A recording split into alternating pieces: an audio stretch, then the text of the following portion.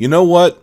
I'm very excited for Super Mario Wonder, and I'm tired of pretending I'm not. We've been waiting for a new Mario experience, let alone a new 2D Mario experience, for a very long time, and we're finally getting that experience with Wonder. But that's got me thinking a lot recently. Super Mario Odyssey, at the time, the latest 3D Mario adventure, released all the way back in October of 2017. It's been quite a while since we've seen a new Mario game before Wonder, especially since Odyssey didn't really get any major DLC. Even with all this pre-release material coming out about Wonder, I can't help but ask the question, is Super Mario Wonder enough? Now, I know that line of thinking is probably gonna get me killed on Twitter. It's like saying, man, this awesome 5-star gourmet meal from the bowels of Gordon Ramsay himself is so awesome, but will it be enough to fill me up?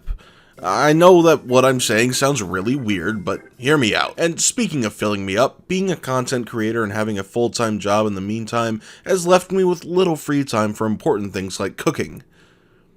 Sorry, there's no sponsor or anything, I just wanted to get that off my chest. So with Super Mario Wonder, what is the main driving force behind the game? What is the idea that sets the title apart from all of the others? Well, I think it's simply the idea that this is basically the 2D Mario experience Mario fans have been asking for almost a decade. The new Super Mario Bros. Series, well, I liked it at first, it managed to well overstay its welcome with the games that just feel really more of the same, and not only that, they would release in such short increments of each other. The fatigue was real, and it only got driven home harder when new Super Mario Bros. U Deluxe released on Switch. We desperately needed a new 2D Mario game at this point, and yeah, sure, Mario Odyssey released a few years prior, but how long has it been since we got a real 2D experience? Fast forward to now, and that's exactly what we have. A new 2D Mario game set in a new kingdom with tons of new levels, new enemies, new power-ups, and even new characters. This is the first time Daisy has been a playable character in a mainline Mario game, and her first mainline appearance since the original Mario Land all the way back on the Game Boy in 1989.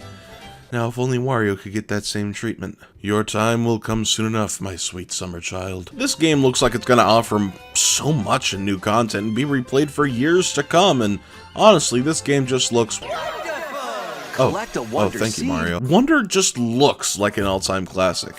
So why do I get the feeling that it's not going to be enough? Like that this game just isn't the mainline title we were all expecting this entire time. Sure, this game looks amazing, I'm not denying that, but after waiting 6 years for a new Mario game, this is the turnover we get? Well, I have a theory as to why, and we're gonna get into it in today's episode of Game Theory. Make sure to comment down below why Mario is the coolest gaming icon of all time. So to really answer the question, we need to find out the quirks of Super Mario Wonder. What is it really that sets it apart from everything that's come before? Now, I know I just said that like a minute ago, but I really wanted to go through what the game has to offer to understand it better. So, the first very noticeable changes is that this game takes place somewhere completely different from the Mushroom Kingdom. This is the Flower Kingdom. Nintendo has never really been super keen on the world building for Mario games, as the landscape changes pretty much every time for the Mushroom Kingdom, but I think it's really nice seeing other corners of the Mario world we haven't seen yet.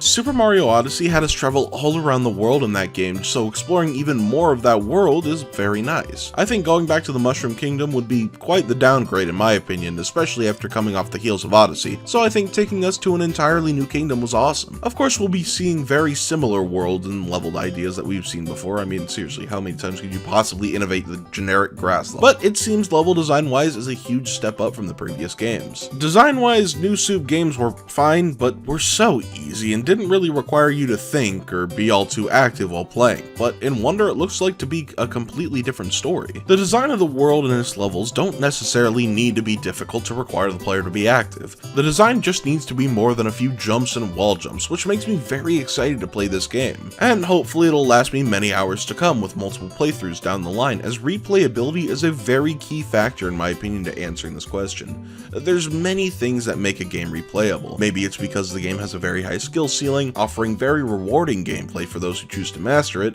Maybe it's because of, say, multiple endings, or some hidden post-game content that requires a lot of prerequisites to get done. Replayability can mean many different things from many different games, is really the point that I'm trying to get here. Some games straight up have no replay value like Pokemon and the like, but I feel it's very important for a Mario game to have replayability. One of my favorite Mario games of all time, Super Mario 3D World. Okay, Mario, thanks. You can go now. Sorry. Like I was saying, in Super It has you go back to old levels and rewards you with new content for doing other objectives from the base game, and I think that's something very vital when it comes to Super Mario Wonder.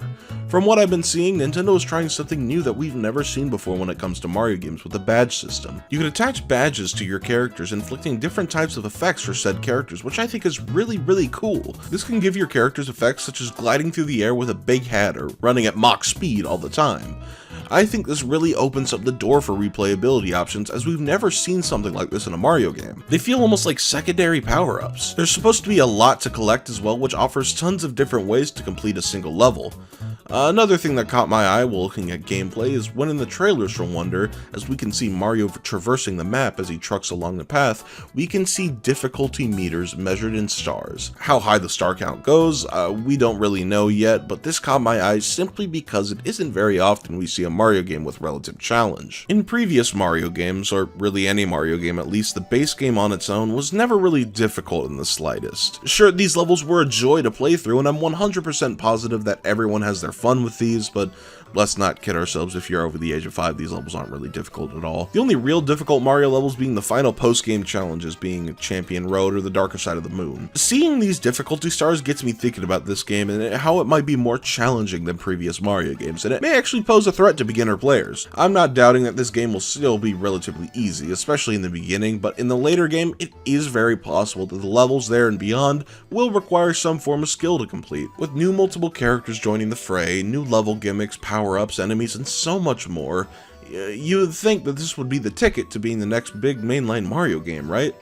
Well, let's talk about it. I went on to twitter.com and asked this very same question to my followers, asking if Super Mario Wonder would be enough to suffice as the next mainline Mario game, warranting another 4 to 6 year wait for the next installment, and the general thought process was a resounding no. Maybe waiting 1 to 2.5 years would be fine, but there's no way that Mario Wonder, no matter how good the time, can suffice to be the next Mario game. This game feels more like an appetizer to keep us quelled for the next big installment, whether that be Super Mario Odyssey! Mario? Do that again, I dare you! Odyssey 2, or some other big game, as I was trying to say. My theory is that Nintendo is currently sitting on the next 30 Mario titles they've done in the past with other games like Metroid Prime Remastered. This game may not be done yet, but I think Nintendo is just waiting for the right time to release the next big Mario game. And there's no real better time to release this than on the Nintendo Switch 2, or whatever console Nintendo's going to release next. And I feel like I have a very strong case, and well, let me explain why. Very recently, Nintendo has been going on sort of a pattern recently with their console launches.